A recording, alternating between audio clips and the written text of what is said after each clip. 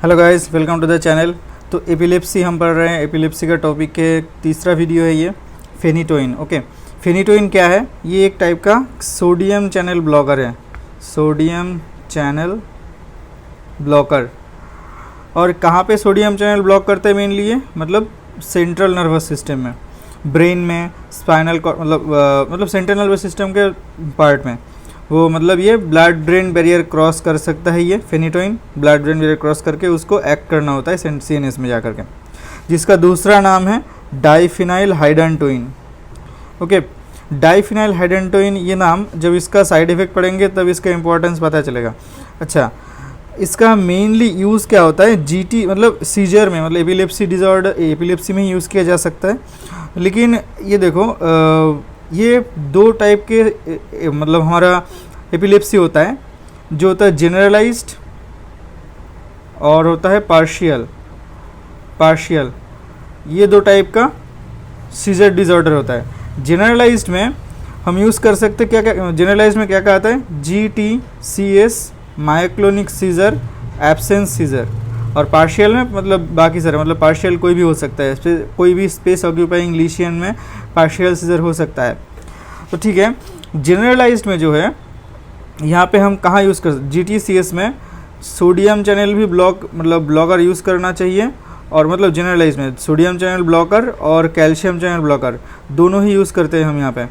लेकिन ये सारे के सारे तीनों के तीनों टाइप में यूज़ नहीं होता है यहाँ पे, क्योंकि एब्सेंस सीजर तो एक एलिमिनेट हो जाता है। यहाँ पे सिर्फ कैल्शियम चैनल ब्लॉकर यूज़ किया जाता है, क्योंकि इसमें पैथोलॉजी सिर्फ और सिर्फ थैलेमस में ही लिमिटेड रहता है, वो कॉर्टेक्स में नहीं आता है। इस वजह से वो कॉर्टिकल न्यूरॉन डिपोलराइज नहीं करता, और कॉर्टिकल न्यूरॉन डिपोलराइज होता है सोडियम चैनल की वजह से। लेकिन क्योंकि ये थैलेमस के अंदर रहता है और वहाँ पर सिर्फ डिपोलराइजेशन कैल्शियम की वजह से होता है, तो इसलिए वहाँ पर ओनली कैल्शियम चैनल ब्लॉकर ही यूज़ होता है। अब देखो, मायोक्लोनिक सीजर और GTCS, MS मतलब मायोक्लोनिक सीजर, GTCS मतलब जनरलाइज्ड टॉनिक क्लोनिक सीजर, दोनों में पैथोमेकेनिज्म तो सेम है। लेकिन मायोक्लोनिक सीजर में as a sodium channel blocker हम फेनिटोइन यूज़ नहीं करते हैं। सोडियम चैनल ब्लॉकर यूज़ होता है लेकिन फेनिटोइन यूज़ नहीं होता है, क्योंकि फेनिटोइन की वजह से ये इसका कंडीशन और भी ख़राब हो जाता है। मतलब फेनिटोइन वर्सेंस मायोक्लोनिक सीजर, ये एक लाइन है, मतलब इंपॉर्टेंट स्टेटमेंट है ये। फेनिटोइन मतलब कुछ और सोडियम चैनल ब्लॉकर यूज़ करते हैं, लेकिन फेनिटोइन उसके साथ क्या कार्बामाजिपिन भी यूज़ नहीं कर सकते, एक ही काम करते हैं। फेनिटोइन और carbamazepine as a sodium channel blocker वो मायोक्लोनिक सीजर को और भी मतलब उसको कंडीशन ख़राब करता है। कुछ और सोडियम चैनल ब्लॉकर यूज़ करते हैं। ओके, तो कहाँ का यूज़ कर सकते हैं? GTCS भी यूज़ कर सकते हैं, और पार्शियल सीजर में तो यूज़ करना ही है। सिर्फ और सिर्फ सोडियम चैनल ब्लॉकर ही ज़्यादा इंपॉर्टेंस रखता है यहाँ पे पार्शियल सीजर में। तो GTCS, पार्शियल सीजर। और हाँ, न्यूरोपैथिक पेन, यहाँ पे सोडियम चैनल ब्लॉकर अगर यूज़ करेंगे तो जो पेनफुल जो एक्शन पोटेंशियल जनरेट होता है, जिसकी वजह से पेनफुल मतलब स्टिमुलस जनरेट होता है, वो ब्लॉक हो जाता है सोडियम चैनल ब्लॉकर यूज़ करने से। Peripheral neuropathic pain. और तीसरे के एंटीरिदमिक ड्रग के हिसाब से हम यूज़ कर सकते हैं। CVS में जानेंगे एंटीरिदमिक ड्रग क्या होता है। तो as a class 1B drug होता है एंटीरिदमिक ड्रग फेनिटोइन, जो कि एक सोडियम चैनल ब्लॉकर है। अच्छा, इसका कौन से फॉर्म में यूज़ कर सकते हैं? एक तो IV रूट दे सकते हैं, मतलब इंट्रावेनस डायरेक्टली सिस्टमिक सर्कुलेशन में, और ओरल मतलब एज ए टैबलेट, ऐसा कुछ मतलब जिसको हम ओरली लेते हैं। बायो अवेलेबिलिटी डिक्रीज़ होता है, जिसके वजह से यहाँ पे 100% बायो अवेलेबिलिटी यहाँ पे नहीं होता है। कुछ लीवर की वजह से फास्ट मेटाबॉलिज्म और एब्जॉर्प्शन के एक फैक्टर आते हैं, जिसकी वजह से पूरा कंसंट्रेशन मतलब पूरा अमाउंट जो ड्रग लिया उसका पूरा सिस्टमिक सर्कुलेशन में नहीं जाता है, ब्लड में नहीं जाता है। अच्छा, अब दो फॉर्म होता है, उनमें से जो IV रूट है इसका कुछ साइड इफ़ेक्ट्स है। ओरल और IV रूट में से IV का कुछ साइड इफ़ेक्ट है। क्या है? एक तो ये जो है ग्लूकोज, मतलब जिस सॉल्यूशन में हमारा जो फ्लूइड होता है, कौन सा होता है? रिंगर लैक्टेट हो सकता है, NS हो सकता है, 5D, 10D ऐसे, या फिर 25D, ये सब सॉल्यूशन होता है। रिंगर इंजेक्शन होता है, ठीक है, ये सब हो सकता है। Ringer solution, RS Ringer solution हो सकता है। ऐसे टाइप के बहुत सारे मतलब फ्लूइड होता है, जिसके थ्रू हम IV इन्फ्यूशन देते हैं। उनमें देखो 5D मतलब यहाँ पे डेक्सट्रोज रहता है, मतलब जिसमें ग्लूकोज रहता है ना, वहाँ पे ये प्रेसिपिटेट करता है ग्लूकोज के साथ, वहाँ पे नहीं दे सकते उसके अंदर फेनिटोइन को, क्योंकि वो प्रेसिपिटेट हो जाता है वहाँ पे।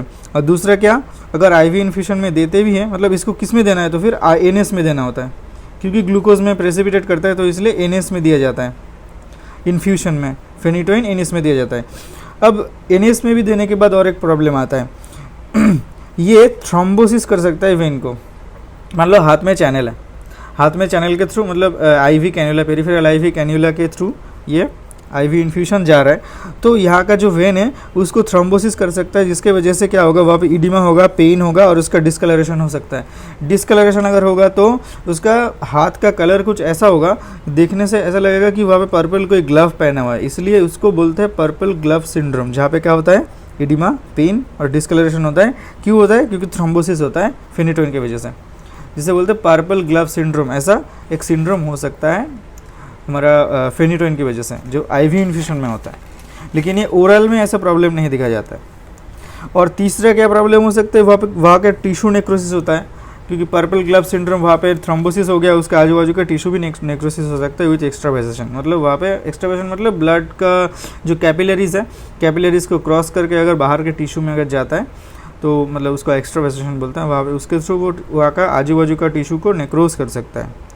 अब बहुत इंपॉर्टेंट ये पॉइंट है इसका साइड इफ़ेक्ट। ये जो फैक्टर है ना, साइड इफ़ेक्ट, फेनिटोइन का side effect one of the most important questions या फिर टॉपिक है, तो ये बहुत अच्छे से याद रखना है। इसका निमोनिक्स क्या है, हाइडनटोइन, ठीक है, हाइडनटोइन। देखो HYDANTO, यहाँ पे I और N, इतना बड़ा लिस्ट है इसका साइड इफ़ेक्ट का। अच्छा, फेनिटोइन का साइड इफ़ेक्ट इतना इंपॉर्टेंट क्यों है, उसका रीज़न तो एक है, phenytoin most commonly used anti epileptic. दूसरा, इसका ज़ीरो ऑर्डर एलिमिनेशन होता है, इसकी वजह से इसका टॉक्सिक रेंज में पहुंचना या फिर जो मतलब थेराप्यूटिक रेंज जो होता है एक ड्रग का, उससे ज़्यादा कंसंट्रेशन ब्लड में हो जाने के चांसेस एक रहता है। फार्माकोकाइनेटिक्स जो पढ़ेंगे तब जानेंगे कि एलिमिनेशन, जो ड्रग का जो एलिमिनेशन होता है, मतलब हमारा बॉडी से निकलने का तरीका, जो मतलब जो प्रोसेस होता है, उसमें दो प्रोसेस होता है। एक तो जीरो ऑर्डर एलिमिनेशन होता है, फर्स्ट ऑर्डर एलिमिनेशन होता है। इन दोनों में क्या फ़र्क है तब जानेंगे, लेकिन यहाँ पे ये जान लो, अगर जीरो ऑर्डर एलिमिनेशन होता है तो ब्लड में उसको एक्यूमुलेट होने का चांसेस, मतलब उसका टॉक्सिसिटी रेंज में जाने का चांस ज़्यादा होता है, इसकी वजह से एक साइड इफ़ेक्ट इसका ज़्यादा होने के चांसेस होता है, ठीक है, क्योंकि जीरो ऑर्डर एलिमिनेशन। एक तो मोस्ट कॉमनली यूज्ड एपिलेप्टिक और ये जीरो ऑर्डर एलिमिनेशन। और तीसरा क्या है, लॉन्ग टर्म इफेक्ट, क्योंकि हमेशा जो सब एपिलेप्सी होता है लॉन्ग टर्म ट्रीटमेंट चाहिए होता है, और बहुत ही ये अफोर्डेबल भी होता है फेनिटोइन, बाकी हमारा एपिलेप्टिक ड्रग के कंपैरिजन में ये ज़्यादा अफोर्डेबल होता है। तो ये सारे कुछ रीज़न है जिसके वजह से ये फेनिटोइन का साइड इफ़ेक्ट्स का मतलब बहुत कॉमन है देखना एपिलेप्सी में। देखो तो ये जो साइड इफ़ेक्ट है उनमें से क्या क्या आता है, H for hyperplasia of gums, H for hirsutism आता है, और तीसरा क्या है, हाइपरग्लाइसेमिया। 3 हो गया H for. Y for lymphadenopathy, जो कि दिखता है हॉजकिंस लिम्फोमा की तरह, HODGकिंस लिम्फोमा सिमिलर दिखता है। एक्चुअली हॉजकिंस लिम्फोमा नहीं होता है, लेकिन इसका लिम्फेडिनोपैथी और हॉजकिंस लिम्फोमा का लिम्फेडिनोपैथी मतलब काइंड ऑफ सिमिलर होता है यहाँ पे। D for vitamin D synthesis, जो एब्जॉर्प्शन इसका डिक्रीज हो जाता है ब्लड में, विटामिन डी लेवल अगर डिक्रीज होगा तो विटामिन डी क्या करता है, ये विटामिन डी का काम होता है कैल्शियम को इंक्रीज़ करना ब्लड में, है ठीक है। तो अगर विटामिन डी डिक्रीज़ होगा तो कैल्शियम भी डिक्रीज़ होगा, तो उसकी वजह से क्या होगा, हाइपोकैल्शियमिया, ब्लड में कैल्शियम लेवल डिक्रीज होने का मतलब है हाइपोकैल्शियमिया।